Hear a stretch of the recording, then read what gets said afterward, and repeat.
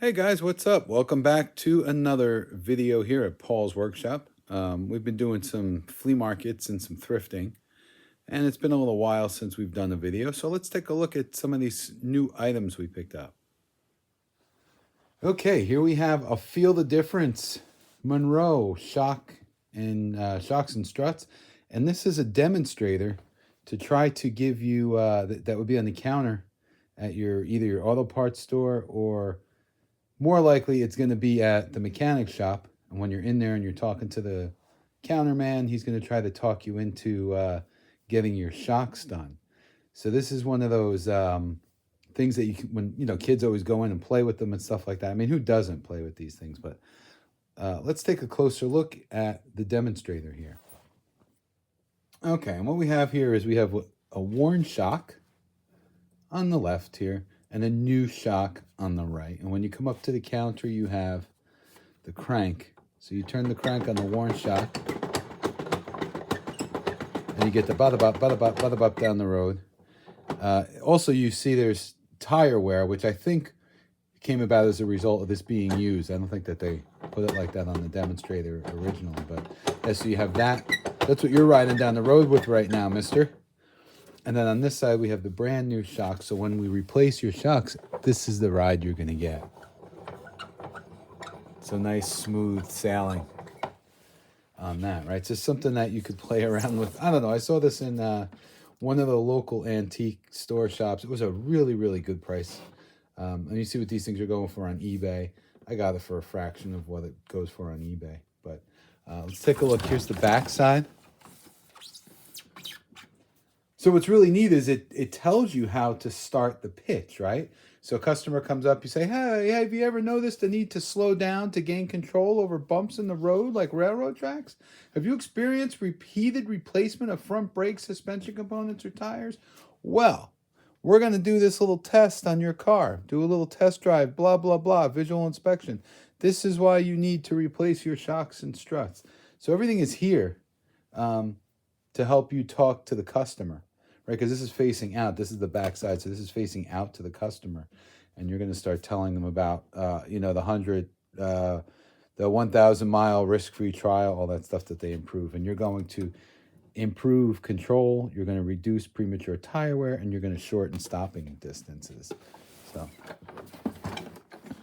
pretty neat. It was cool. I almost didn't buy it, and then I said, if I don't grab this, I'm going to regret not grabbing it.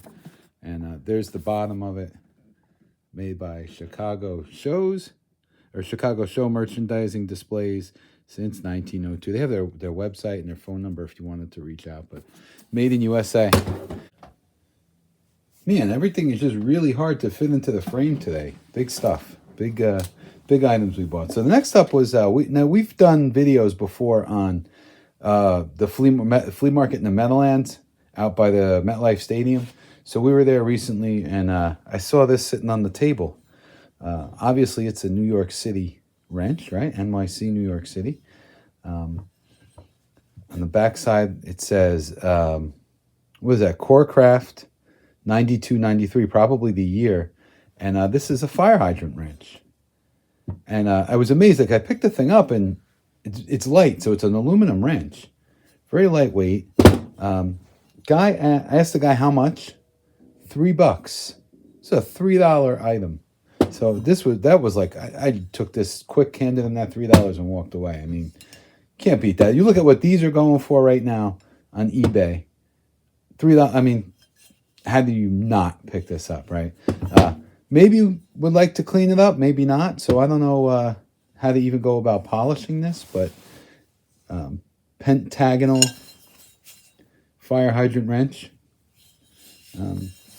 From New York City. So that was a great deal for $3. Wanted to share that with you all.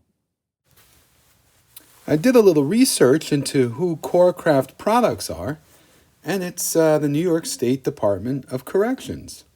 And they have a foundry up in Elmira, New York, and they make fire hydrant caps and wrenches and valve boxes. And they can also make historical markers and state seals. Okay, same day, same flea market. I saw this, had a number in my head, what I wanted to pay, no more than. I said, I'd give no more than $5. Asked the guy how much for the hard hat. He said $5. Picked it up, took it, walked away. What's cool about this, though, is this is a very New York hard hat, right? So this is the Operating Engineers Union out of Hempstead.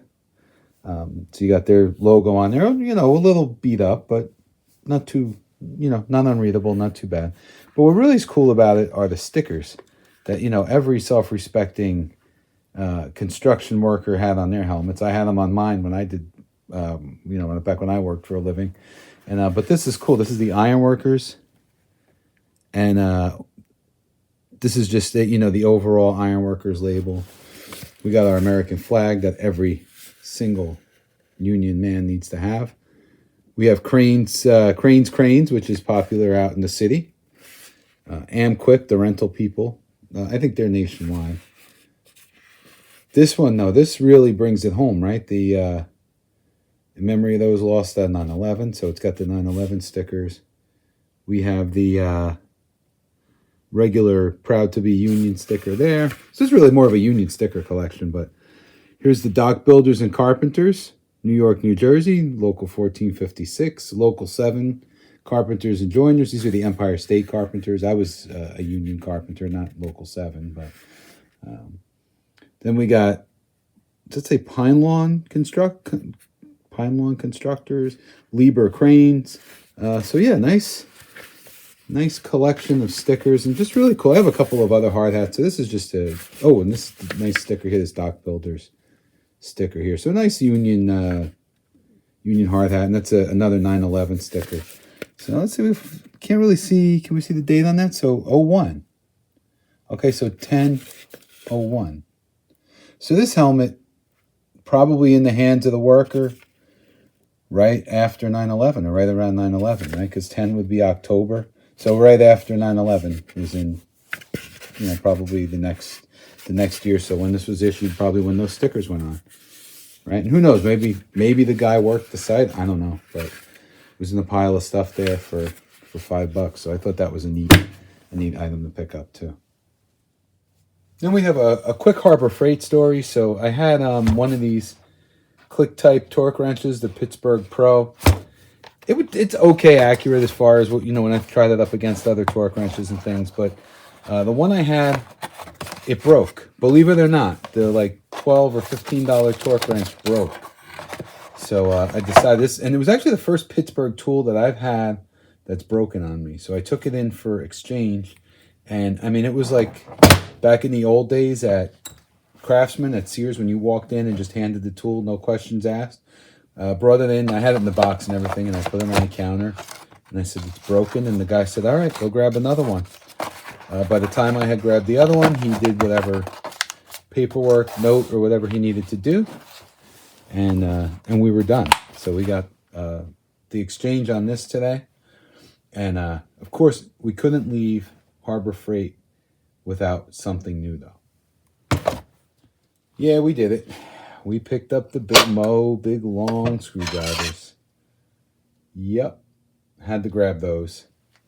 I've been looking at those forever, but we were in there today. We were doing the exchange, so we grabbed the big screwdrivers too. So can't wait to try those out on some sort of a project.